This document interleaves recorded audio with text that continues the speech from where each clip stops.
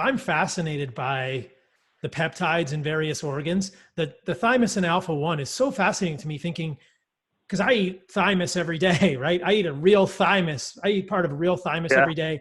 And do these peptides survive digestion? Could we be getting some oral, because BPC 157, as you're saying, now has an oral formulation and a sub-Q formulation. So is it possible that oral Thymus and Alpha1 could be beneficial for our immune system? This gets into just one of the most fascinating rabbit holes for me in terms of the nose to tail equation. How many of these organs that we are eating could have things in them, peptides, signaling molecules, growth factors that are beneficial for our body that we don't even know about?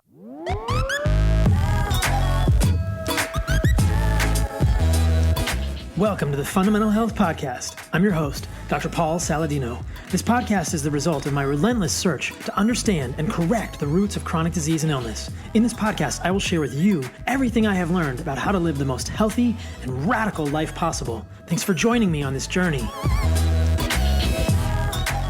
What is up, all you radical people? Are you staying sane amongst the coronavirus craziness? Is the zombie apocalypse upon us? I'm getting a little stir crazy myself here in San Diego, but I'm hanging in there as much as possible. I'm sure you guys all know this, but just in case, I wrote a book. It is called The Carnivore Code, and I'm really proud of it, and I worked really hard on it. You can check it out at thecarnivorecodebook.com. There is so much in there that is amazing, and I think you will all really love it. If you have checked out the book, thank you so much for your support. I would so appreciate a review on Amazon. It is crushing it. There are like 280 reviews. It is a 5-star book, and it is a bestseller on Amazon already. So please check out my book, The Carnivore Code, thecarnivorecodebook.com. You guys can sign up for my newsletter at carnivoremd.com and get pretty much almost weekly updates on what is going on with me, interesting articles. I sent out a whole bunch of stuff this week in the newsletter, which is called The Fundamental Health Insider, about the coronavirus. All my thoughts. I did a podcast last week about the coronavirus, and then I did a bunch of videos this week breaking down the podcast into snippets. It's all there in the Fundamental Health Insider. You can sign up at carnivoremd.com. That's my website. All right, you guys, this was a really fun conversation with my man, the myth, the legend, Ben Greenfield. He was on a walk outside of his home in Spokane, Washington. So at times there is some background noise from the wind, but this is what we're dealing with right now in the midst of lockdowns and sheltering at home and quarantine. So I was grateful that Ben could jump on. There's video associated with this on YouTube, and we had a fun conversation. We talked about all kinds of things. At the beginning of the podcast, Ben gives us some breathing exercises to cope with the excessive sympathetic state that many of us are experiencing now, the excessive fight or flight activation. And then we get into all kinds of fun topics: survival of the fittest, Native Americans in Ben's area and areas that I've been, peptides, all kinds of cool things, protein to fat ratios, human biochemistry. This is an amazing episode. Ben is an amazing fellow. And Ben also wrote an amazing book called Boundless. The website is boundlessbook.com. And as Ben mentions in the narrative of the book, many New York publishing houses turned him down for this because it was too comprehensive, because it was too detailed, and because it was too big. But Ben put so much work in this. Check it out. It is chock full of good information, and I believe it is on sale on Amazon right now. So you can check out Ben's book and my book on Amazon, The Carnivore Code and Boundless. What a pair. What a pair. And if you guys want to come to Spokane and do some wilderness running around in loincloths with Ben and I, you are always welcome. The other thing that I want to tell you guys about this week are my sponsors. I so appreciate all of their support for this podcast. Right now, there is so much concern about how we are going to get well-raised foods, and Buy Ranch Direct is an amazing farm in Northern California doing grass-fed, grass-finished meat and organs. They are regenerative. This is my heart, my soul. This is what I am so passionate about, is supporting farms like this. You can check them out at buyranchdirect.com. You can use Carnivore MD for 10% off your first order, and you can have amazing meat delivered straight to your door. You don't have to go to the grocery store. And if the grocery store is sold out of the things you want, you can get it from these guys, and they are doing it right. Check them out, buyranchdirect.com. They have a beautiful farm up there in California, and they sent me a bunch of the meat. It is amazing. They have organ meats. They have beef, bison. They have yak. How about a yak steak tonight for dinner? Wouldn't that be amazing? Buyranchdirect.com, Carnivore MD for 10% off. These are the farms that are heading up the change. This is the answer. This is the incontrovertible argument regarding the sustainability of farming and animal agriculture. And what we know is that having animals on the land will regenerate the soil, which is the answer for the long-term health and sustainability, vitality of our planet. It sounds cliche, but it is so true. The other people that are amazing in this space are White Oak Pastures. You guys are all familiar with them if you've listened to my podcast before. whiteoakpastures.com. You can use Carnivore MD there for 10% off your first order as well. And we were going to do an event there, White Oak Cella. It was supposed to be in May. It's going to be postponed till the fall, you guys. I'm so sorry. But believe me, we will have this celebration of life and art and music and the proper way to raise animals in a regenerative fashion with rotational grazing at White Oak Pastures this fall, and I will see you guys all there. They have so many things at White Oak. They are doing their best to have as much stock as possible. One of the great things about the current time is that we can get meat from these amazing farms doing regenerative rotational grazing, which are carbon negative in the life cycle analyses. They are increasing the organic matter in the soil.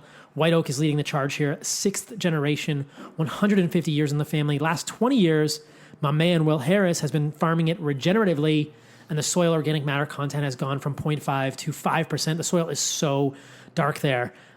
It looks like chocolate. And, you guys know I'm not a huge fan of chocolate, but I appreciated chocolate growing up. The soil is dark. It is chocolate. Chocolate brown is dark chocolate browns. Check out White Oak Pastures. Check out their soil. Check out their meat. And support them and Buy Ranch Direct for some regenerative agriculture raised meats in these crazy times. Nourish your family. Support the proper raising of these animals. The last sponsor of the podcast are my men and women of Ancestral Supplements, ancestralsupplements.com. As you know, they are putting back in what the modern world has left out. They are providing grass-fed, grass-finished organ supplements conveniently encapsulated conveniently, one or the other, in a gelatin capsule, which makes them so convenient to consume. We know that eating nose to tail is so nutritious, is so vital for humans. Ben Greenfield and I got into a fascinating little conversation during this podcast talking about peptides that occur normally in the thymus. Thymus and Alpha1. TA1 is something you could get in a peptide from a peptide company, but you can also get it from eating thymus. Well, how many of us have access to thymus? Not many, but what's amazing is the guys and gals in Ancestral Supplements are helping us get these things in desiccated, so freeze-dried, low-temperature, dehydrated supplements in gelatin, and you can get thymus. As Ben says in this podcast, he's been taking lung. You can get brain. You can get eyeball. You can get all kinds of good stuff, but I think especially in these crazy times, to support the immune system, I would think about thymus and lung, as we talk about in this podcast. And Ancestral Supplements is a fantastic source for that because it is basically impossible to get lung otherwise. But these guys are magicians and magicianettes, I don't know, wizettes, wizards and wizettes, I don't know. They're good people doing good things. Please support them. www.ancestralsupplements.com. You can get nose to tail, grass-finished organ supplements in a capsule. You can use Saladino MD at their Shopify site for 10% off. Let them know I sent you. Give them some love and let me know what you guys think of these guys and girls, or at least their product. They're all amazing, I assure you. And they are putting back in what the modern world has left out. And believe me, the modern world has left out so much. All right, you guys, on to the podcast. Without further ado, I love you all. Listen afterward for what is going on with me. Ben Greenfield, dude, it's so good to see you. I need a little bit of normalcy in my life right now amongst the coronavirus. Seriously. Yeah, I'm getting very ornery out here in the middle of the forest. So, these little video calls with folks like you help to keep my soul fed and know that everybody out there is still alive. So God bless social media for that. Oh my God, it's some crazy times. For people that are listening to this podcast, they will know that it's recorded on March the 22nd, 2020. Basically every day right now, I'm not sure if we're going to see the next day or if Armageddon, the zombie apocalypse, or the coronavirus implosion of the world is going to come. So we were just chatting offline. Or just pure economic collapse from Trump sending us all checks.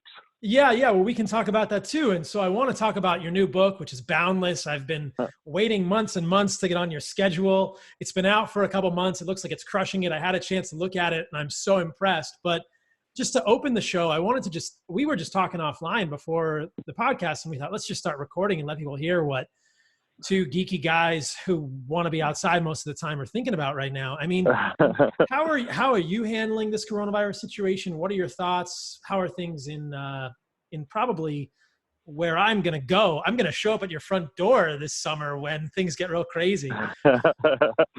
Yeah. Well, I have an entire pantry full of sardines and probably about 25 white-tailed deer just out there waiting to be harvested. So there's and I had a bunch of arrows made last week, a bunch of extra arrows made just in anticipation. I've already got a lot of ammunition stocked up, but figured I'd throw a few more sharp sticks into the mix just in case this thing goes on till, whatever, this winter or beyond. I may have to start doing a little more harvesting than usual of the venison that's around the property. But yeah, I mean, it's we're just really seeing the blessings and the silver lining. Lots of time now available to us as a family to bond. A lot more time for meditation, for nature immersion. A lot more time for kind of not quite prepping activity, but more just learning how to do things like plan for the future as far as food preparation, as far as survival. I've made sure everything's really, really well hooked up with our solar inverters. We're already on well, and we're relatively off grid out here, but just making sure all the boxes are checked as far as preparation is concerned. And we already do a ton of gardening. We do a ton of fermenting. I've actually been teaching myself how to sprout this week, so I've been doing a lot of sprouting. I've got all sorts of jars with big long tails growing out of seeds, and I'm setting those out in the sunlight, and they're turning green, and concentrating the chlorophyll in those. And I've been making a lot of like coconut milk and goat milk ferments and yogurts and kefirs, and we're doing a lot of planting. My wife's growing a lot of grasses and a lot of shoots, and doing a lot of planting out in the garden because we have about 8 raised vegetable beds out there. The boys are getting hot on me now to start to get all the fishing tackle and fishing equipment ready so we can start to go hit up the local lakes and harvest fish from there. And we're kind of treating it as a way to return to our roots ancestrally. And we don't go to the grocery store that often as it is, but it's kind of fun just planning life around what if we can't go to the grocery store, and nothing's going to be available on Amazon. And between that and man, just and I actually wanted to touch on this with you and hear your thoughts about it, because I'm doing what I would consider to be with my family every single day, sometimes twice a day, one of the best things you can do, not only for your immunity, but also for your nervous system and for your stress, and even to manage things like anxiety and fear. And we are doing some pretty intensive intermittent hypoxia and breathwork sessions, particularly in the sauna, just dripping with sweat. Me and my boys and my wife, and then we're following that up with these long cold soaks out in the backyard. And so we're doing stuff like that twice a day. Well, I've already stepped back on a lot of my hard training just because of the inflammatory response and the potential for a little bit more immune system susceptibility, same as we would see in like an Ironman triathlete or a marathon or finishing up an event. We know 9 out of 10 of folks who do that, including myself in the past when I've done it, get sick within a few days after. And that's just because of the massive amount of inflammation and immune system downregulation that occurs in response to hefty training. So I've replaced a lot of my, my hard training and my high intensity kettlebell stuff with long walks in the sunshine like I'm doing right now, a lot of breath work. So we're literally doing like 20 to 40 minute breath work sessions, and then doing those in the sauna, and doing a lot of cold as well. I'm not an immunologist, I'm not an infectious disease specialist, and so I think everybody's speaking to vitamin C and ozone and glycerinic acid and N-acetylcysteine and glutathione and all these things that may help in a situation like this. But man, breath work, heat, cold, and sunshine, you can't beat that stuff anyways, just for general health. But I think it's all the more important in this time. Yeah, and I've been trying to beat that drum on my social media as well, that I think sun has been underemphasized. I think stress relief has been underemphasized, and I think nutrition has been underemphasized. And I think that, for the most part, what I've tried to focus on my social media platform is just saying, hey, what nutrients do we know we need for a healthy immune system? Vitamin A, vitamin C, vitamin D, vitamin E, selenium, zinc, copper, those kind of things. And where do we get those from? Most of the time they're from animals, but I love the conversation around the nutrients in the immune system. And I like what you're adding to the conversation there about not overtaxing your immune system by over exercising. Hopefully there's nobody listening to this podcast now. Hopefully, the listener is not thinking about training for a marathon right now. Probably not the best idea in these times. Yeah. This isn't a time to use your cabin fever quarantine to go, just do soul crushing workouts. I think a more kind of meditative parasympathetic approach to your self-care routine is more prudent right now. And remind me, I actually wanted to ask you about that vitamin A, vitamin D thing that you brought up. But one thing that I find really intriguing related to the breath work, and I talk about this a little bit in my book too, is, when we look at breath work, there's a few really interesting things. And, both Anders Olsen and Patrick McCown has fantastic books out that delve into these matters a little bit more deeply.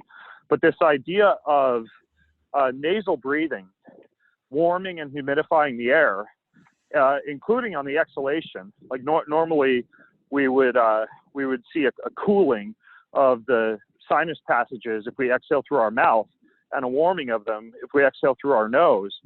And we know that there's some viral susceptibility to maintenance of heat within the respiratory tract. And this idea of training yourself how to do deep, relaxed nasal breathing, I think, is important for that reason. We know that it causes a release of nitric oxide. And, I don't know if you saw any of the studies on the antiviral activity of both nitric oxide as well as CO2, meaning that not only is it going to be helpful to boost nitric oxide through something like sunshine exposure or sauna or cold, but I think nasal breathing is also important for that. And then the style of breath work, meaning the same type of long exhales that we know cause the vagus nerve to amplify parasympathetic tone, that same thing could be carried forward into this idea of CO2 retention, like longer exhales than inhales. And this would mean, like, if you're out on your sunshine walk, for 10 steps, breathe in, and for 20 steps, breathe out. If you're doing breath work, say in a sauna, like what I'm doing with my boys is we're doing, long 20-minute segments of into, out, 2, 3, 4, into, out, 2, 3, 4. And because we're doing a little bit of intermittent hypoxia as well, we're also doing a really long exhale and hold at the end of that. And then we do kind of what's called a power draw, where you draw all the air in and lock it up at the top of your head, and then just repeat that through multiple cycles. Kind of similar to what you do with something like holotropic breath work. You can get some CO2 retention as well with those longer exhales. And then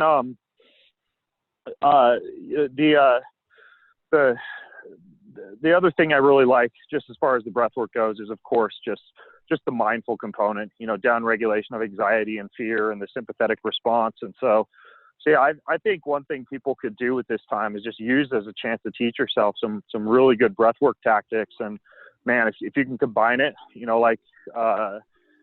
this morning, for example, my quote workout unquote was a long walk with a 10 count inhale, 20 count exhale, followed by about a 8-minute cold soak. And, those are the type of routines that I think are going to be really good for people to look into right now. Yeah, I love that section in your book. You have a whole chapter about breathing, and you take people through multiple breathing techniques. You talk about the Buteyko breathing, which we can go into more detail about. That's something I've spoken about a little bit on the podcast previously. You talk about this box breathing, the 4 seconds for inhale, 4 seconds hold, 4 seconds exhale, 4 seconds hold. And you talk about some of these other techniques. Just for the listener, why don't you take us through a breathing exercise right now? Like, let's do it together so that people can walk away with some techniques. Okay, sure. Yeah. I suppose if someone is listening while they are driving or operating heavy machinery or doing brain surgery, you may want to forego and put the podcast on hold and maybe wait until you're sitting cross-legged somewhere or laying down on your back. But we can do a quick round of the type of stuff I've been doing with my boys. So I'll walk you through about 90 seconds, and then we'll finish with that kind of power draw technique. But if people want to join in, basically you're going to do the breath in through your nose, and then the breath out can be through the nose or through pursed lips. And what you should ideally be doing is when you breathe in, you want that breath to be from deep in the belly, and at the same time you want to kind of contract all your perineal muscles, kind of like a Kegel where you'd stop the flow of urine if you were urinating. So when you breathe in, you're going to kind of squeeze, and then when you breathe out, you relax everything. And it's typically a longer exhale than an inhale. So it would look like this if people want to join in. Into, out, 2, 3, 4. Into, out, 2, 3, 4. Squeeze to relax, 2, 3, 4. Squeeze to relax, 2, 3, 4. Into, out, 2, 3, 4. Into, out, 2, 3, 4. I'm going to stop counting pretty soon and just let you focus on that breath. So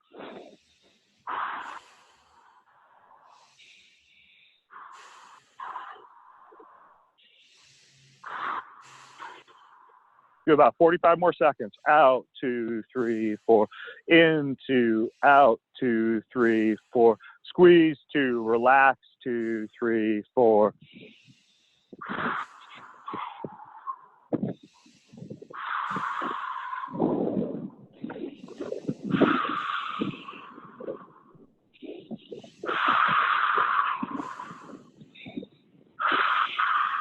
Good. 5 more cycles. Out, 2, 3, 4. Into, out, 2, 3, 4. Into, out, 2, 3, 4. Squeeze to relax, 2, 3, 4. Into, out, 2, 3, 4. Full inhale and exhale everything out. Breathe everything out of the lungs. You can drop your chin if you need to. Push, push, push, push, push. Push everything out. Push everything out. Push, push, push, push, push. And hold that exhale for as long as you can. For as long as you can, hold the exhale. Hold it. Hold it. Hold it. Hold it. Now, eventually you're going to have that urge to breathe. When you have that urge to breathe, you're going to suck all the air in. As soon as you have that urge, draw all the air in and suck the air in. And at the same time, squeeze those perineal muscles, squeeze the sex organs, and try and drive all the energy up to the top of the head. And just hold all the energy all the way up at the top of the head. Hold it. Hold it. Hold it. When you're going to be ready to let your breath out, one of the things that's really great for vagal nerve tone, for lymph circulation, and almost for like this really cool parasympathetic effect on the body is when you breathe out, you're just going to do one long om. So you're going to, when you're ready to breathe out, just go hum.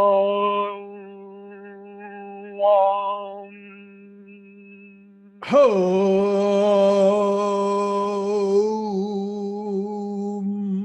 Good, good.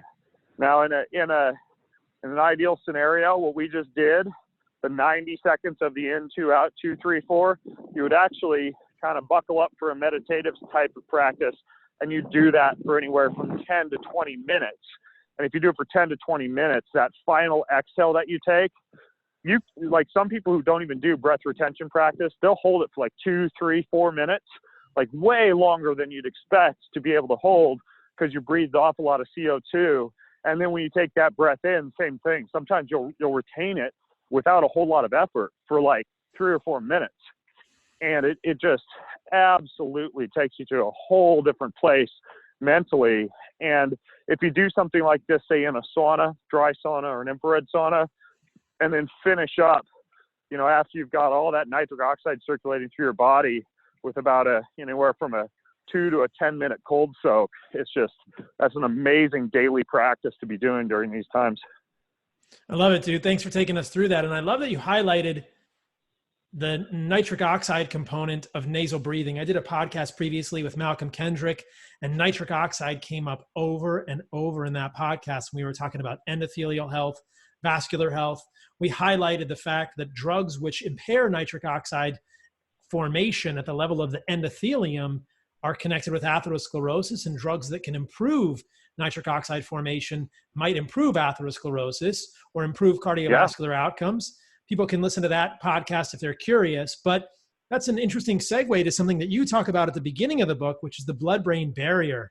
And, we were just doing all this breathing and we're doing this exhalation. We are affecting blood vessels in our brain with different levels of oxygen and carbon dioxide. But I loved what you said about the blood-brain barrier in your book and how the blood-brain barrier can become leaky. Talk to me about that a little bit. Walk us through that. Yeah, particular blood-brain barrier permeability, I think it is a big issue. It's difficult to test for. Apparently there are, and I talk in the book about a couple kind of fringe tests that might indicate increased blood-brain barrier permeability. I think one is an MMP evaluation, but really if you are living a lifestyle of chronic stress, if you're low on sleep, we know that ethanol toxicity, so if you're drinking to excess, that's going to induce blood-brain barrier permeability, magnesium deficits, and even poor vagal nerve tone, which can be improved using the type of practices that we were just talking about. All these things can increase blood-brain barrier permeability, and very similar to gut blood permeability, allow for particles or toxins to enter into neural tissue that should not normally otherwise be there. And so there are things you can do to improve the integrity of your blood-brain barrier. We know that magnesium can assist with that. We know that the vagal nerve tone induced by things like cold soaks or even cold face dunks or exposure of the head to the cold can do that. We know that attention paid to exposure to non-native EMF may also have an impact on blood-brain permeability. There's a lot of things that can affect it, sleep probably being one of the more important, which is, of course, all the more important during this time that we're in right now. And breathwork can assist with it as well due to that nitric oxide component. But I think that, there's in the entire book, I kind of wrote around brain or mind, body, and then finally spiritual optimization. And yeah, two of the really important things I talk about in the brain section are neurotransmitter balance, via everything from adequate amino acid and vitamin B12 intake to, mitigation of sensory overload and overuse of stimulants. And then for the blood-brain barrier piece, just paying attention to sleep, ethanol toxicity, magnesium, nitric oxide, vagal nerve tone. I mean, these are all things that can affect cognitive function and neural health pretty dramatically. I love it. And I'll highlight the thing that you said about the cold water on the face. This is part of the mammalian dive reflex, which is fascinating to me that humans, we have this ancestry of somehow having a heart rate that drops when we dunk our face in the water. And so one of the things that we used to recommend to patients when I was in residency was if you are having lots of anxiety or you are having a panic attack or you are feeling very emotionally triggered, put your face in cold water. It's going to absolutely kind of hack, kind of short circuit a lot of your body's fight or flight mechanisms and can really increase the parasympathetic tone, because that's what's happening in our body. You can just put your face in cold water. We should all probably have a bowl big enough for our face in our house, right? Like if you guys don't have a bowl, you know what I recently got? I don't know if you've seen this Morozco Forge. It's like an ice bath. I saw it. They send you out. It's like a done for you ice bath. They treat it with UV and ozone. And you can always, a lot of people will do this if they're using a chest freezer that you buy from the department store or whatever. You can use a little food grade hydrogen peroxide to clean it afterwards. But this one's automatically cleaned with UV and ozone. And then it'll maintain like 32 degrees at up around 110 degrees Fahrenheit. So I literally have like one of those on-it maces out next to. I got to break through the ice to get in. And, that just sits right outside my office. So I can literally wander outside my office at any point during the day. And hop in that thing. It's a pretty sexy setup for like a cold plunge. But yeah, I mean, it can be as simple as getting your head wet. And, you know, there's a great journalist, a really good, in this case, pun intended, immersive journalist named James Nestor. He just wrote a wonderful book called Breathe. My kids are homeschooled, and so they do a book report every week. They get to go choose a book from my office and do a book report every week, and both of them are doing a book report on Breathe right now, which ties in really well with the breathwork routines I'm taking them through. But prior to that, I interviewed James on my podcast because he wrote a book about freediving and, you know, how Olympic athletes are utilizing freediving courses to do things like get the splenic compression that leads to the amplified erythropoietin release. But then they're also doing it for that vagal nerve tone you get from the mammalian dive reflex response to freediving. And I actually went down, after I read his book and interviewed him, I got so interested in freediving, I flew down to Fort Lauderdale, Florida, and took what I would consider to be one of the better freediving courses out there. Probably that one or the one they have down in Kona are two of the best ones. But the one in Fort Lauderdale was called Immersion Freediving with Ted Hardy. And it was about 5 days of classroom and pool instruction, and then 2 days out in the ocean.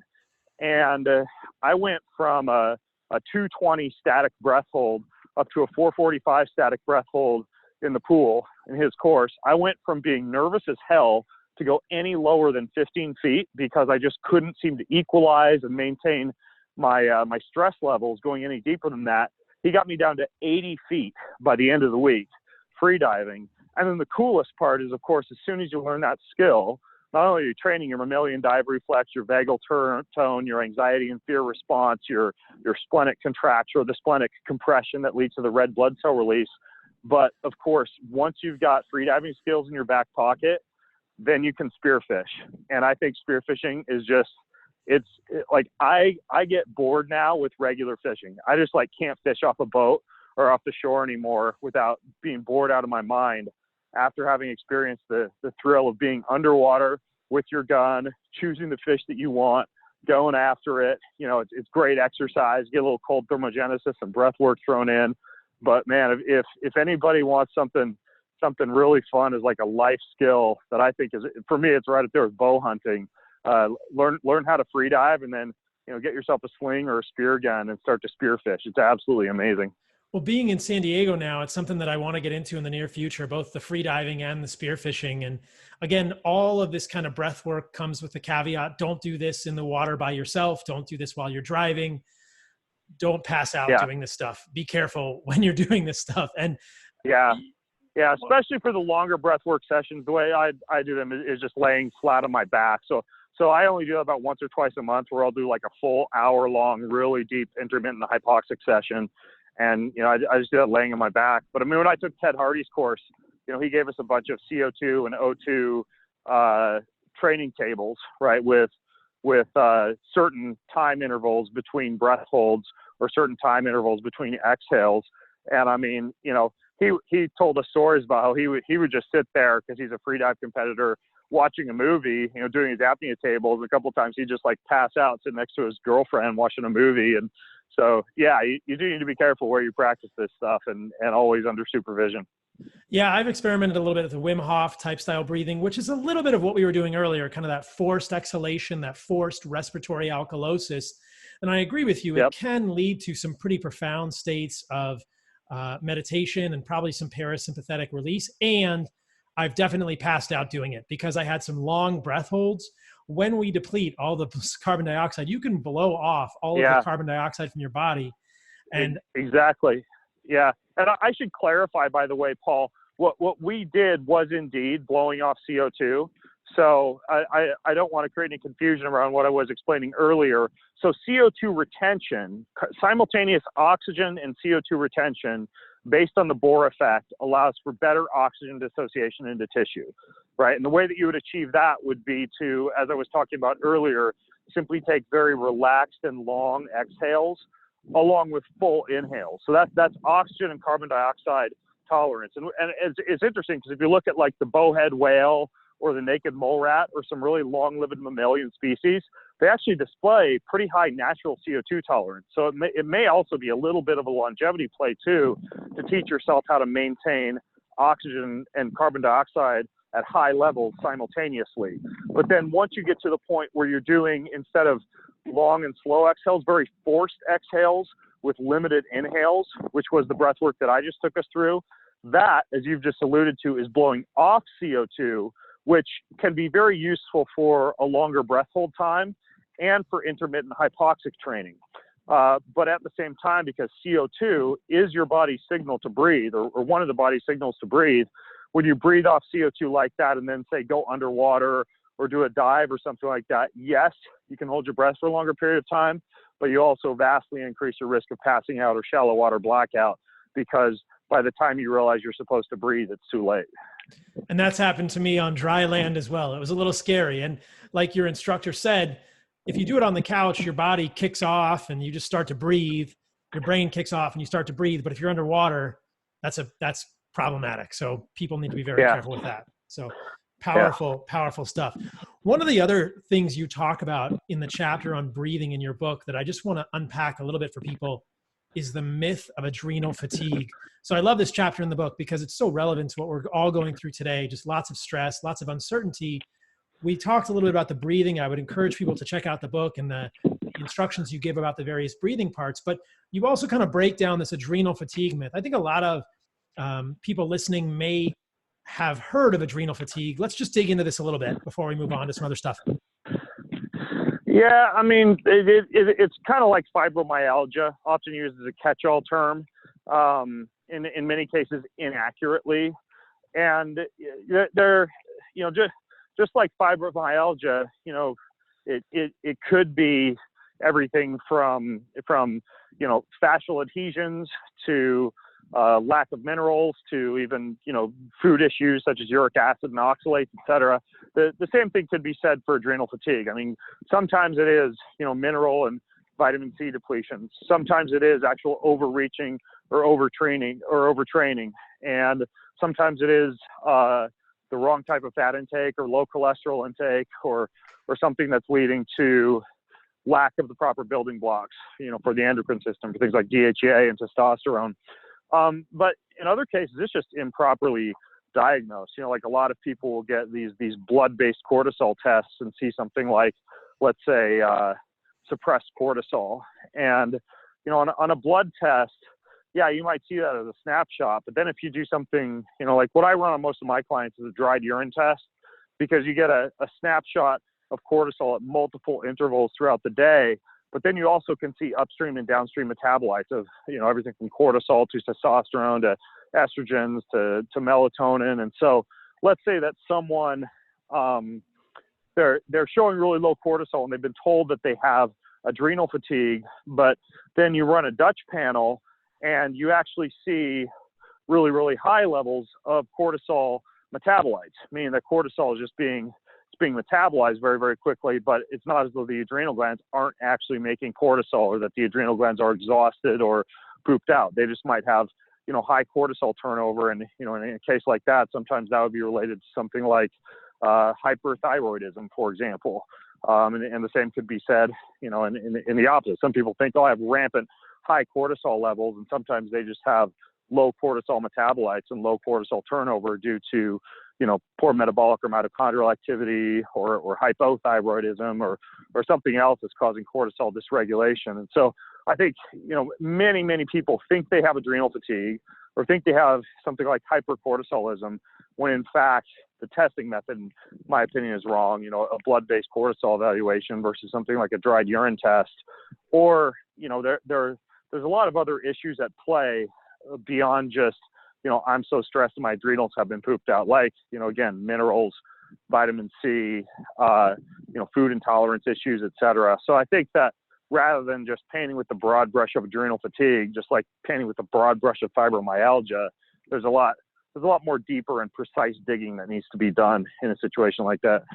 Yeah, I think we totally agree on that. And for me, what's so frustrating is that oftentimes these basic tests will be done, whether it's a salivary cortisol curve for 24 hours, or just an AM cortisol, or just a clinical diagnosis of adrenal fatigue. And too rarely does anyone get recommended to look into the causes of these things, right? So it's the question of what is causing these imbalances in hormones. I get clients and patients all the time telling me, do you think my hormones are messed up? Could this be a hormonal issue? And my first thought is always, it's almost never primarily a hormonal issue. I think the hormones give us indicators of they're a litmus test for other systems in our body, whether it's nutrient adequacy, whether it's overall sleep quality, whether it's inflammation, whether it's insulin resistance. But very rarely are hormones messed up in and of themselves. Hormones, I think, are very rarely the primary drivers. Occasionally they are if there's hypothyroidism, but then the question is, why is someone hypothyroid?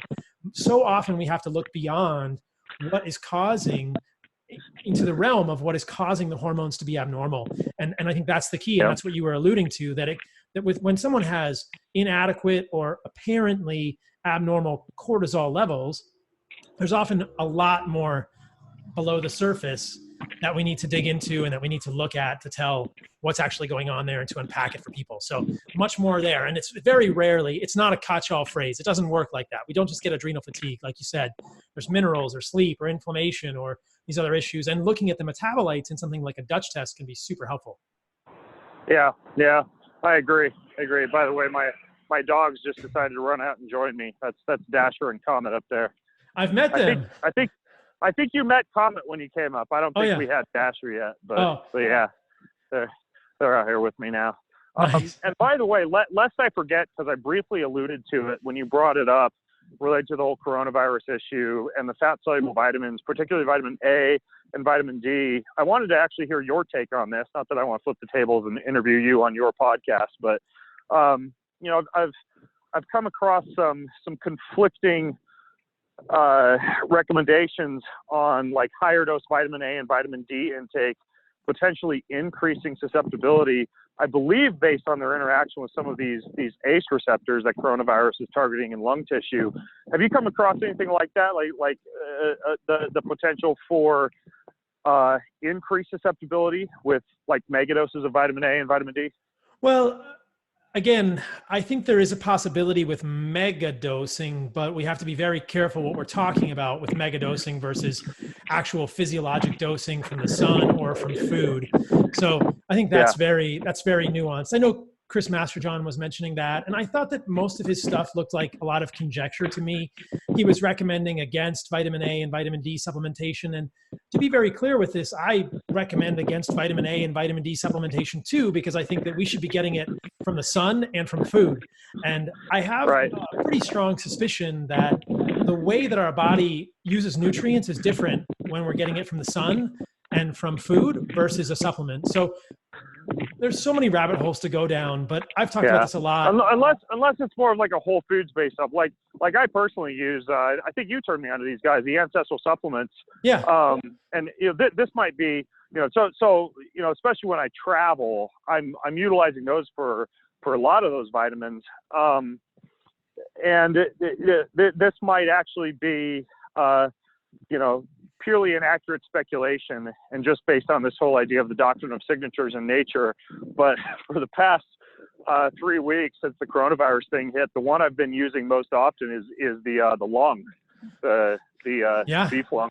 And so I'm taking, I think I'm taking like 4 or 5 of those capsules a day. I have no clue if they're actually going to provide any type of protective effect for lung tissue, but I've been popping those nonetheless. I think that thymus is also a reasonable thing as well. And we need more studies. We need more studies to look at this. Thymus is an immune gland. This is actually an interesting segue into a little bit of what could be a conjectured conversation about some of these peptides, because there's a peptide now that people are using, TA1, right? So Thymus and Alpha1. Yeah, Thymus and Alpha. Yeah, there's a lot of doctors are prescribing that right now. Thymus and Alpha, and then a lot are also recommending LL37 for its antiviral activity. And where is LL37 from? What is LL37? I'm not as familiar with that one.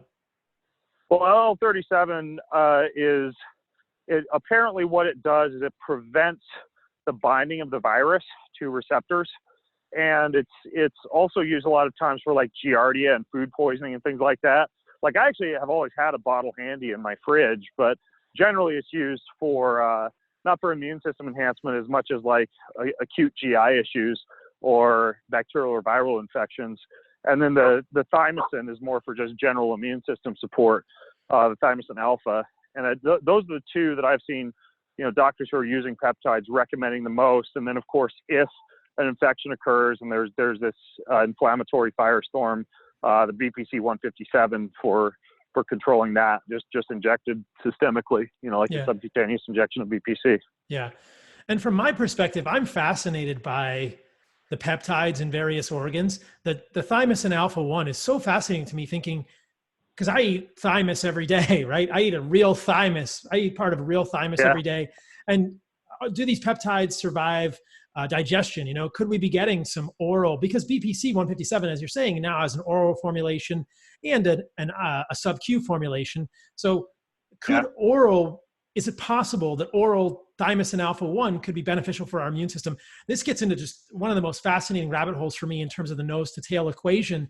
How many of these organs that we are eating could have things in them, peptides, signaling molecules, growth factors that are beneficial for our body that we don't even know about? And this concept you mentioned, the concept of signatures, and that life like supports like is intriguing, and it's intuitive. And I really want to see if we can generate some hard scientific data to further corroborate that. But I think it's totally reasonable right now to try a lung, desiccated lung, thymus, probably liver, kidney. I mean, all of these things could have very beneficial things for our bodies in them. And that's a whole untapped thing.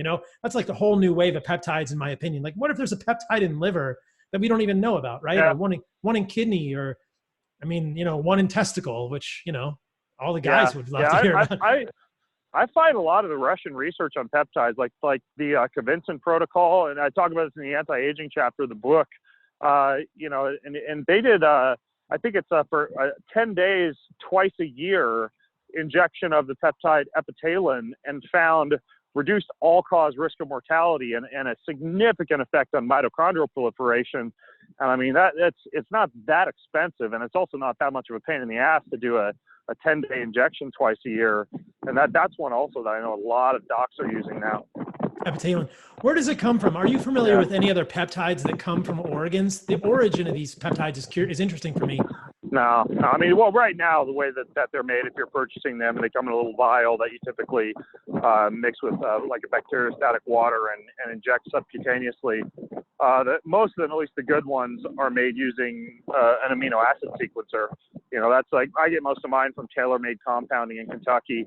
And, never, ever buy online, like from some pharmacy website online, just because in most cases from what I understand, the way that they do it is they're actually using like an E. coli medium and harvesting essentially what these E. coli are producing and getting kind of an inaccurate peptide sequence, or, not a whole lot of consistency in terms of the quality of the peptide.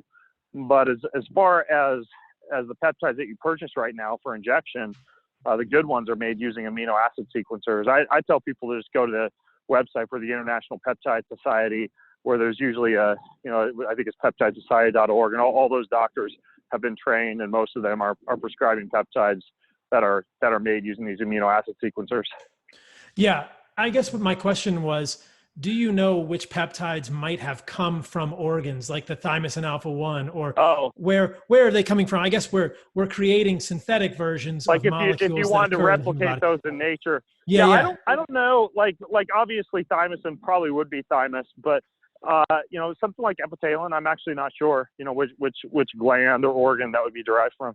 Or if at all, or if it's just a synthetic molecule that kind of, like, I know BPC 157 is kind of one of these, it's like a growth hormone analog, some of them are fragments of molecules that occur in our body. BPC, for example, that's naturally made in the gastric juices. So, that would be an example of something that we'd find in the gastrointestinal tract. Oh, interesting, because, we're starting to see, I know Ancestral Supplements is doing an intestine. They have an intestine, desiccated intestine supplement. And that could have some endogenous BPC 157 in it. Then interesting. Yeah, it'd or be a interesting stomach. to see if we could actually test for peptide content in some of these. I'm not quite sure if you could reverse engineer the whole amino acid sequencing and find out. That's beyond my pay grade, but it's possible. It'd be interesting to know. Yeah, I'm just fascinated to think about which peptides we might not even know about, which ones we know about that are already in the human body, and we could get by eating nose to tail, and which ones we might not even know about, like, the magical peptide in the spleen. Because I don't know, how many of the organs have you eaten? I guess we've had testicle together. You've had liver. Have you ever had spleen? I haven't had spleen. Huh. Have you? Yeah, I love it. I eat it like almost every day now. And pancreas. Have you had pancreas? I have had pancreas. Yep. Okay. Yeah. And you've had Yeah. thymus? Probably haven't had thymus. Nope. Oh, we got to get you some of that too. Nope. We'll get White Oak. We'll get White Oak to send you some thymus right now. I took my kids on a hunting course a few months ago, and we harvested the what do you call the fat around the stomach of a sheep. It's I'm blanking on it now. Not is it the tripe? Like the suet, like the perinephric fat? No, not the suet or the mesentery. We got that as well. Yeah, but it basically surrounds the entire stomach. It's almost like a bag of fat. And so if you do your field dressing very carefully, you can have like this nice long layer of fat. And I'm sure you're familiar with the Scottish recipe for haggis. And so what I did was I harvested the lungs, the kidney, the heart, and the suet, and basically like finely cubed all of that, and then wrapped it in this entire bag of fat from around the sheep's stomach. And I essentially baked it for about an hour and a half or so at around 350 degrees. And the fat kind of caramelized over the top of all of these organ meats that I had cubed inside this bag of fat. Dude, you would have had a food orgasm trying this stuff. I mean, it was just pure dripping rich goodness. And I didn't name it. I think I posted on my Instagram channel, and most of the comments were, that looks like, just god awful shit. But it was absolutely amazing. It was like an organ casserole. Which is so amazing. It's so sad to me that it's hard for all of us to really get on board with organs, because we've never eaten them in the past, and so many people will just say like, that looks gross, and you think, wow, more for me, more for you, more for Ben and I at this point, because those foods are amazing and those foods are magical. And if there's magic in any food, it's organ meats. I've found recently, and I don't know, this is just maybe where I'm moving with my own kind of nose to tail carnivore diet. I've found that I'm more excited about eating organs than I am about eating meat. I still love eating meat from good farms like Belcampo and White Oak pastures, but what I really get excited about is eating the organs. And those are it's like the dessert. That's like the part of the meal that I'm most excited about, is the organs. Yeah, I agree. Hey, speaking of eating meat, I have a question. I don't want to put you on the spot, but I thought about this last night while I was reading. I wanted to get your take on it because it's kind of part of the whole, the whole carnivore diet approach. And so I've been studying up a lot on the Spokane Indian tribes, because I'm just very, very interested in the history of the land that's directly around my home in Spokane, Washington. And I know that there was a trading post literally like a mile from my house, as well as a pretty big battle on the Peony Prairie that my living room window looks over. And I decided a couple of months ago, I just want to know more about the history of this tribe, and also what even occurred literally like minutes away from where I'm living every single day, just because I'm intensely curious about the history of the region. And so I was reading up on the Spokane Indian tribe, and I got into a chapter last night where they were talking about how they, during the salmon runs, as the salmon are swimming upstream and up into the Spokane Falls, they would have a bunch of like wicker-esque baskets underneath the falls, and these salmon would be so exhausted as they're swimming upstream that many of them would fall out of the falls as they're trying to jump through the falls and wind up back in these baskets. And they would harvest literally like thousands of pounds of salmon just because they were so dense in the Spokane River on a daily basis throughout this fishing season. And then at the same time, they also, like a lot of these tribes had such rich access to these large animals, like deer and elk and moose, for example, they were literally using, amongst other hunting methods, the method where you're just basically like driving these animals off of cliffs and harvesting all the meat at the bottom. They had tons of meat. They had tons of fish. But then it went into how, while the men were out doing that, the women were harvesting carrots, parsnips, elderberry, this starch that grows here. It's called camas root, I think is the name of the starch, sarsaparilla, berries, and this was not because the animals and the fish were deficient or not available, because they obviously were, with the thousands of pounds of salmon and all these animals that are driving off cliffs. Yet while the men were out doing this, the women were still harvesting all these plants to almost dress up and have along with the animals. And I thought of you, and I'm like, I wonder what Paul's take on this would be, because they obviously were using it for survival food. They were using it as kind of like an accessory to all the animal food that they were consuming. Have you thought about that or come across that as examples from other cultures? Yeah, that happens occasionally in other cultures. What's interesting for me is a couple of things that come up in that discussion. Do you know anything about the ratios of those foods? Like how much of their food was meat versus how much were these other foods? Were they using it kind of for flavor and kind of a dressing, or were they eating significant amounts of calories from the other foods? Yeah, I don't know. Apparently they could make a ton of these, like little, almost like pancakes from the camas root, and I know they were getting a lot of berries, and the carrots and the parsnips piece. Because during that same hunting course I took with the kids, where I harvested all those organs from the sheep. We did a lot of plant foraging too, and we were harvesting a lot of starch mediums, digging up a lot of roots out in the field. And we got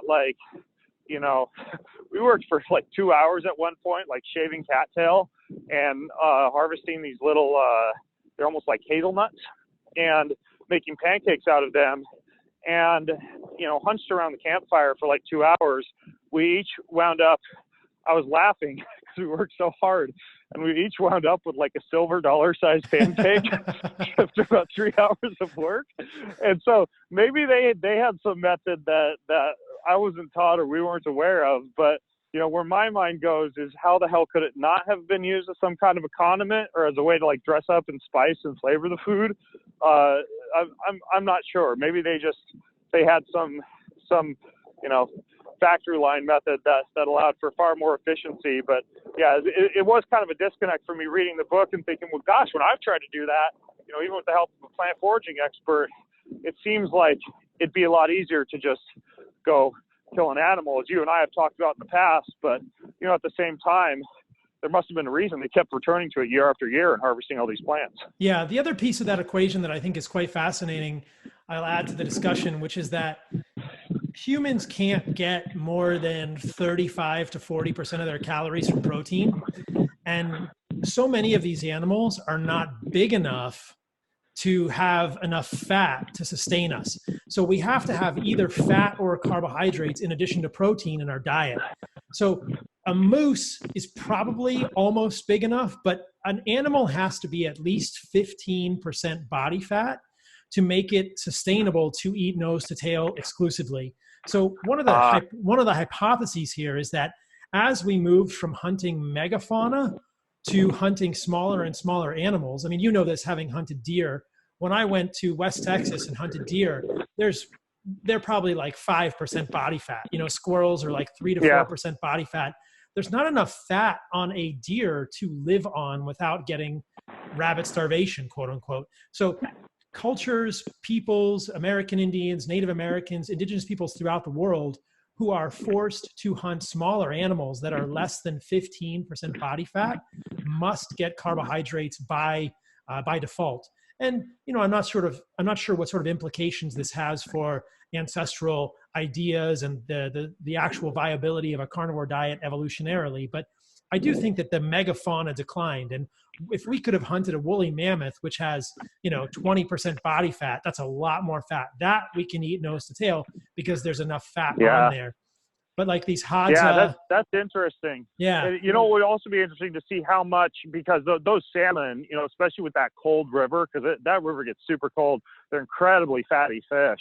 And I'd be curious to see if their consumption of some of those plant-based compounds change during fishing season when there's just, those fish are just incredible sources of fat. Yeah, but you got to have that magic fat amount in your diet. And if you can't get that amount of fat, then you have to get carbohydrates. And so I think it's reasonable to gather things like roots and berries. And in my book, I kind of talk about this, and I'm going to expand on it in the cookbook that I'm writing, kind of this plant toxicity spectrum. I think of the roots and the tubers and the berries as certainly less toxic plants than the things like many of the seeds and many of the leaves. So we've kind of talked about that in the past, but it's an interesting idea. I think most of it is probably driven by those macronutrient requirements though. Yeah. Yeah. And that's very similar to what I did, when you came up to my house and I kind of first began to delve into the carnivore diet, based on what I learned from you. Was for me, it kind of turned into more of a Native American diet where I was pretty much doing, fish, meat, organ meats, bone broth, berries, nuts, and seeds, and then tubers, underground storage organs, pumpkins and summer squash, winter squash, stuff like that. And I think that's a totally way to eat. And that's pretty close to what I might consider to be carnivore-ish, or, the kind of stuff I talk about in my book. And when I write the cookbook, that's how I want to write the cookbook. So I'm going to write a carnivore cookbook, and it's not going to be just all meat. It's going to include those kind of like less toxic plant foods from an ancestral perspective. So people listening to this can get excited about the carnivore code cookbook. It's going to have all that kind of stuff in it. So cool. I know you're, yeah. Well, maybe we'll get some of Ben's recipes in the carnivore code cookbook. So I know your walk is probably coming to a close, but I wanted to talk about one or two more things that I love in your book. One of the coolest things that I saw you highlight in your book was this question: why some people don't lose fat. And I know this is a fascinating case study on an individual basis with some of my clients and people that I talk to on Instagram. A lot of people, when they do any sort of intentional diet change, lifestyle change, whether it's Paleolithic or low carb or carnivore-ish, or the carnivore code, carnivore-ish diet, they lose weight pretty easily. But every once in a while, people say to me, I can't lose weight. And I love that you pointed out some of the reasons for this in your book, and it's something you've thought about a lot. So walk us through some of that stuff from your perspective. If somebody's having trouble losing weight despite intentional dietary changes, what do you think could be going on? Yeah, I list about 20 reasons in the book, but of course, one of the biggies, the biggest elephant in the room, in my opinion, is just this concept of NEAT, non-exercise activity thermogenesis, and the idea that, the majority of calories we're burning during the day are a result of the low-level physical activity, such as I'm doing right now, that we engage in apart from any type of formal exercise session, which technically, one time would have been the realm of athletes and warriors and gladiators and people who either died or competed for a living and wasn't really like a weight loss strategy. So there are many, many people who are, doing whatever, an F45 or a CrossFit session or a personal training session or, whatever as a weight loss strategy, and then simply not moving enough the rest of the day. I mean, I have a minimum step count every day, and all of my clients have this as well, of 15,000 steps. So you're moving throughout the day. And if you finish dinner and, you look at your activity monitor and you're at whatever, 14,000 steps, that means you're taking a, 10, 15 minute postprandial walk and, calling your family or listening to a podcast or whatever. So the idea of non-exercise activity thermogenesis, I think a lot of people just don't realize how little they actually move apart from their formal exercise session. And, that's a big one. Another big one that's kind of relevant to something we talked about earlier during our discussion today is the idea of temperature fluctuations, right? So like our home, typically when I'm having breakfast in the morning, I've got goosebumps, right? It's like 61 degrees in our house. We rarely use the heater. We don't use the AC much. So in the summer you're sweating, and in the winter you're shivering. And when you work that in along with things like the frequent sauna practice, cold thermogenesis, cold soaks, cold water face dunks, cold showers, I think that temperature fluctuations and going outside your comfort zone from an environmental standpoint is another big one when it comes to either accelerating or decelerating weight loss. And then there's also probably the third biggest one I would touch on right now would be this idea of leptin insensitivity or leptin dysregulation brought on by cycling, particularly of body fat levels. This idea of going through the holidays and gaining, 5% body fat for years and years of your life, and then, maybe, losing some of it in January, and then kind of falling off the bandwagon in February or March, and then realizing swimsuit season and summer is coming up, so you're going to lose weight again. I mean, that's a fast track to leptin insensitivity and leptin dysregulation, which affects appetite, as well as regulations, downregulates mobilization of fatty acids from adipose tissue. And so maintaining stable weight, and I shouldn't even say stable weight, I should say stable body fat percentage as much as you can throughout the year, I think that's actually a pretty good strategy versus a lot of intensive, weight cycling, weight gain, weight loss. And, again, I think consistency, as dumb as it sounds, consistency in body fat levels is a real key also. So, those are three things, that I think are a few of the big ones of the many I list in the book would be non-exercise activity thermogenesis and just paying attention to low-level physical activity during the day, no matter how much you actually exercise. And then heat and cold fluctuation and being comfortable with being uncomfortable from a temperature standpoint. And then just paying attention to how much you're cycling as far as body fat percentage levels and maintaining more consistency with your weight particularly. I like that last one, especially the leptin insensitivity. A lot of times I see that in people who have been more obese. They'll lose a certain amount of weight and they kind of plateau, and we think, is this a leptin threshold? Is there underlying leptin insensitivity here? Any thoughts about how to reset that? I've heard some people say extended fasting might be able to reset leptin sensitivity levels, but it seems to be no, it's the opposite. It's the opposite, actually. Regularly timed circadian rhythm activities, these so-called Zeitgebers, seem to be one of the best things for restoring leptin sensitivity. Jack Cruz, and he's a controversial guy, and the accuracy of some of the information he puts out goes back and forth. He's a big advocate of cold thermogenesis, and I haven't seen a lot of data on that, particularly for leptin sensitivity. But as far as these Zeitgebers, in particular, a protein-rich breakfast, lots of sunlight exposure early in the day, some type of physical activity or movement performed at regularly timed intervals, especially early in the day, throughout the day, and then absence of a lot of blue light and intensive light at night, along with attention paid to sleep. Those seem to be some of the biggest. And when you look at circadian rhythmicity, I am an intermittent faster, 12 to 16 hours every day. And a lot of times I'm not eating an enormously protein-rich breakfast, but when I travel, when I'm jet lagged, when I'm outside of my time zone, I actually make it a point to eat a protein-rich breakfast in whatever area of the world I happen to be in when it's breakfast time, because it's one of the best ways to maintain circadian rhythm. And it turns out that has an impact on leptin sensitivity as well. So I would say excessive intermittent fasting and or a protein-deficient breakfast would actually maintain a state of leptin insensitivity. So I wouldn't do a lot of intensive fasting if you're trying to restore leptin sensitivity. Interesting. And people can, the listener can check leptin levels. Fasting leptin level will give you a sense of your leptin sensitivity at baseline, give or take. You can check these things, kind of like fasting insulin. You can check a fasting leptin, but that's interesting. I'm certainly a fan of a protein-rich breakfast. You'll get no arguments from me about a protein-rich breakfast. But it is interesting that you are noting that circadian rhythmicity could be a key driver of this leptin insensitivity. And for many people who are having trouble losing weight, that could be an issue. Really look hard at how much protein you're getting for breakfast, at how strictly you are keeping your circadian rhythms, and work on those things. Because I do think that this leptin insensitivity, this leptin resistance, could be one of the things that is impairing people from losing weight. Another one you mentioned in the book that I've talked about previously on other podcasts, and we'll talk about more in the future, is underlying inflammation, especially I think GI dysbiosis.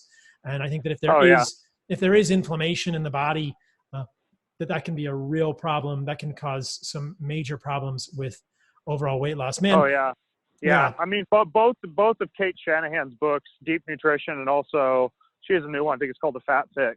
And pretty much the entire, like, if you didn't want to get the books and wanted to fast track to the information, it's pretty much down-regulate inflammation through ruthless elimination of vegetable oil. And that's going to assist tremendously with fat loss in any scenario. Yeah, and I think that's the key. And this is a great segue to one last thing, and then we'll wrap it up, which is this fatty acid ratios in the body. I've been thinking so much more about this. I think this is so fascinating. There's a part in your book where you talk about the hangover cure, and I'll let people read the book to see the whole hangover cure.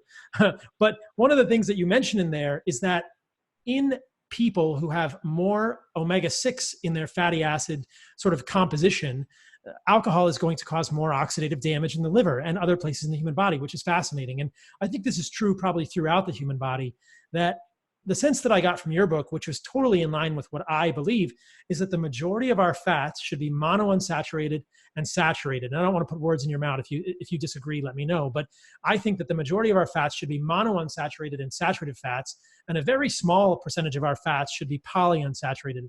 And of that polyunsaturated fat, you know, some should be omega-3 and a very small percentage should be omega-6. And then if we increase the polyunsaturated fats too much, that we become more susceptible to oxidation. And so, as Kate Shanahan is probably saying in those books, these vegetable oils, these corn, safflower, soy, you know, peanut, they are in everything. And if we eat too many of those oils that are especially high in linoleic acid and omega-6, and we enrich all the cells of our body, all the tissues of our body in these highly oxidizable oils, we're just prone to inflammation and oxidation, and those are going to really cause inflammation, and that too could trigger leptin resistance. And cell membrane integrity. I mean, that's really the big one for me. I tell people this. I'm like, dude, if you were to offer me like a stick of cotton candy or a basket of let's say French fries, or even, I don't know, grain-fed meat cooked in canola oil, I'll eat the cotton candy 10 times out of 10, because blood glucose, I can go out and do a bunch of push-ups and, go run for a little while, hit the gym, stay physically active, and that's going to have a pretty transient time in the bloodstream. And it's not going to do things like, comprise my cell membranes for the next few weeks. Whereas, vegetable oil, that really truly is a situation where you are what you eat. And so, I'd much, much rather have a meal comprised of, not that one should be forced to choose between the lesser of two evils, but I'd choose a meal high in glucose, high in carbohydrates, high in sugar, high in fructose, far before I'd eat vegetable oils or especially rancid or oxidized or pressurized seed oils. Yeah, I totally agree with you. And that's like the worst game of would you rather, would you rather eat processed sugar or processed vegetable oils? And both Ben and I answer, we would rather eat processed sugar, but I would rather just fast and not eat anything. Because that's a horrible thing in general. But I agree with you. And I love that Kate is going to highlight this in her next book. And I think it's something that both of us also point out in our books, that vegetable oils are just invariably horrible and should not be consumed under any circumstances. And we should be vigilant to know where they are. And I think that overconsumption of them and overconsumption of polyunsaturated fatty acids in general is going to be a major problem for humans in general. So, yeah. I almost had a completely, aside from the fats within the meat itself, had an almost completely oil-free meal last night, meaning that I actually just posted to Instagram. I use your technique. I think I first did this with you at Drew Cannolis. We just basically took the ribeyes, dropped it in boiling water for about 3 or 4 minutes just to make sure any bacteria on the outside was killed, and then gave them a quick cold water dip. I love it. I saw that. I really dig that approach, because then you just thin slice it and eat it like carpaccio. And it's amazing, and all you need is a little salt with that method. But as I'm prone to do, I could not resist taking my jar of Mark Sissel's Primal Kitchen mayonnaise and slathering that on top of my steak. So I almost made it oil free, and then that mayonnaise was calling my name, and that actually that really made the meal over the top from a flavor standpoint, I have to admit. But what's interesting for me is I think this is the popularity of avocado oil, probably for good reason. I'm a fan of tallow and animal fat primarily, but avocado oil is more monounsaturated fat. And you talk about this in your book as well, that olive oil, avocado oil, these are more omega-9. They're more monounsaturated fat. In the fatty acid molecule, there's one carbon monounsaturated, where there's a double bond. There's one space between two carbons where there's a double bond, and that's a monounsaturated fat. And I think those are better than polyunsaturated fats for the most part. We need a little bit of polyunsaturated fat, but we don't need as much as we've been told. And especially, I don't think we need very much linoleic acid at all. We need a small amount, but I think it will come in all of the foods we're eating normally. So those monounsaturated fats are a good thing. This might be the last thing I can throw in here before I'm starting to run out of time. This might open up a whole new can of worms, but like I mentioned, I've been sprouting. I've been sprouting alfalfa seeds and red clover seeds and broccoli seeds just to take cheap stuff we have laying around the house anyways, and in the case that there's a zombie apocalypse, be able to unlock some of these nutrients from foods and at least deactivate some of the plant defense mechanisms via this whole concept of sprouting. But my next move is I'm going to start eating my avocados nose to tail, meaning that I discovered that you can actually sprout avocado seeds. It's a very long sprouting process. It takes about 3 weeks, but I'm going to try my hand at actually sprouting the avocado seed itself as a way to unlock some of the nutrients in that. So we'll see how it turns out. But I might actually write a book that's just called Avocados Nose to Tail. Who knew that you could eat avocados nose to tail? What a great thing to end the podcast on. Ben, what is the most radical thing you have done recently? You more than anyone will have a good answer to this. Oh, geez. I mean, especially with this whole coronavirus thing, I've done a lot of radical things recently. Started doing daily rectal insufflation of ozone. That was an interesting one. I'm nebulizing glutathione, N-acetylcysteine, and colloidal silver every day. I would say probably, well, as controversial as this might sound, and as much as I'd hate to send people down the slippery slope of abuse or dependence upon plant medicine, my wife and I now do quarterly plant medicine ceremonies together with each other as almost like couples therapy. And that's probably been one of the most transformative things that we have ever done for our relationship, is basically journeying together, sitting, facing each other in bed for, 6 to 8 hours at a time, and then integrating afterwards, taking those conversations and recording them and transcribing them. And so I would say about the most radical thing I've done that's been absolutely transformative for my relationship is some very deep, focused, proper set and setting with really good integration afterwards, plant medicine ceremonies with my wife, meaning we are actually journeying together, looking deep into each other's eyes and talking to each other the whole time. And it's just been absolutely amazing. Is that with psilocybin? I have a practitioner who uses about 40 different Amazonian plant medicines, okay. And he's not even at liberty to tell us what he uses legally, but he's an expert. Like, he specializes in couples therapy, and I'm very wary of the use of any type of plant medicine aside from microdosing with psilocybin, for example, or something like that, without really, really good oversight, really good integration, and proper attention paid to dosage, et cetera. I think a lot of people F themselves up with everything from DMT to ayahuasca to, some of these purging plant medicines. I think that it actually can be I even just interviewed Max Lugavere recently on, for example, MDMA neurotoxicity. And I think the cons outweigh the pros of plant medicine in most circumstances, but under responsible use or via microdosing or, with the right shaman or integrator, I think that it actually can be pretty useful. And you just need to proceed with caution. That's why I was a little bit, it came to mind. I was a little bit remiss to mention it just because, or a little bit cautious to mention it just because I think a lot of people abuse plant medicines. I think it's become one of those things where people are doing drugs now, and because it's considered honorable or acceptable, they basically have an excuse now. They have an out when really folks are just kind of getting high to have fun.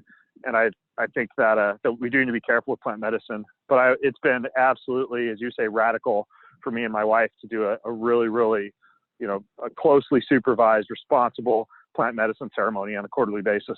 That's very cool. Thanks so much for sharing that with me. I agree with you. I think they're very powerful medicines and should be used very cautiously and under the right settings. And we'll have to do a whole another podcast about plant medicines. Where can people find your stuff in your book, Ben? Even though I do in the book in chapter 5, I have a whole section on nootropics, smart drugs, and psychedelics and how to use them. So you can find a little bit of instruction there. It's at boundlessbook.com or anywhere where you find books. It's got an Audible version, got a Kindle version, about a 650 page. I think you said at the beginning of the podcast that the book is crushing it. It literally is crushing some people because it's so heavy. but yeah, you can get anywhere fine books are sold. So yeah. Well, it's a ton of work and you did a great job with it. I really enjoyed looking through it and exploring it and talking a little bit about it. We only scratched the surface, you guys. Check out Ben's book. Ben, it is a pleasure hanging out with you, my friend, and I hope to do so in person very soon. I think that the upside of all this is the chances are increased that you and I are going to be running around in loincloths together soon. And that's a pleasant thought for me. Hey, you know what? If shit hits the fan down there in San Diego and you don't get onto the spearfishing scene, come on up here and we can pick off some whitetails and sit around the fire pit. That sounds good, brother. I'll talk to you soon. All right. Later, Paul. All right. Radical people. As I said in the beginning, I hope you are all doing fantastically amid these crazy, did I mention crazy times? Coronavirus, who knows what's going on here? Like I said, I did a podcast last week on Tuesday. I did a 17-minute video on chloroquine and coronavirus on my YouTube channel if you want to check that out. The Fundamental Health Insider, you can sign up for that at carnivoremd.com. It is out about every week and it has all kinds of good stuff. And I had all of the links to all of the snippets of my coronavirus thoughts this week. Here are my thoughts about coronavirus on Monday, March the 23rd, which is when I'm recording this. And the podcast will be out later today or tomorrow, Tuesday, March the 24th. The rate of transmission appears to be slowing, which is good, but there are still a large number of cases, and we are probably a few weeks out from knowing how many people are actually infected. I know that all of us will have people in our lives who are probably negatively affected by this virus, and I want to be sensitive to that. I also believe that probably some of the biggest ramifications of the virus will be related to the economic shutdown, recession, and whatnot. So I think that in the coming months, we will see some major fallout from this, and I'm not sure what we could have done differently. Many people will argue this. I think that it's not necessarily worth thinking about what could have, should have been done, but just how we move forward in a positive manner. So I hope you are all staying healthy and happy. In the podcast from last week, you can find links to all of the websites that I mentioned in that podcast. It is also on my website, carnivoremd.com. There is one particular website, coronavirus.1point, POINT 3 acres ACRES.com, where you can see real-time data on new coronavirus cases. If you look on the 22nd of March, the new cases were 8,333. On the 21st of March, the new cases were 7,309. So though the cases are increasing every day, there is not the rate at which they are increasing is slowing or stable at this point, which is what we want. There is at least not an exponential rise in new cases, which is suggesting that we are doing the right things at this point. Total cases, at least yesterday, were 35,230, with a sad number of deaths of 471, which gives it less than a 2% fatality rate in the total population that has been tested. So the fatality rate for coronavirus is certainly less than 1.5. I believe it's probably less than 1. And the key now is just being aware of who is at most risk. Despite reports that coronavirus is affecting the young, I believe that most of the people who are young and being affected are immunocompromised. And though the media may report this person had no comorbidities, when I have looked into those cases as much as I could, the people did in fact have comorbidities who were profoundly affected below the age of 50 years old. So I think that in general, we do not have to fear coronavirus if we are taking care of ourselves and our families. If we have people in our lives who are susceptible to coronavirus, elderly, frail, infirm, we should protect them and try to get them some good nutrition. You guys and girls, you all know, what I believe to be the best source of nutrition. It would be animal foods, animal organs. I ate a lot of good animal organs this morning. I had thymus and liver myself. And you can check out my book, The Carnivore Code, for all of the details regarding that. I hope you are all doing well and staying radical, and I love you all. Please let me know how I'm doing on this podcast and leave me a review on iTunes if you can. I will talk to you soon. Stay radical, you guys.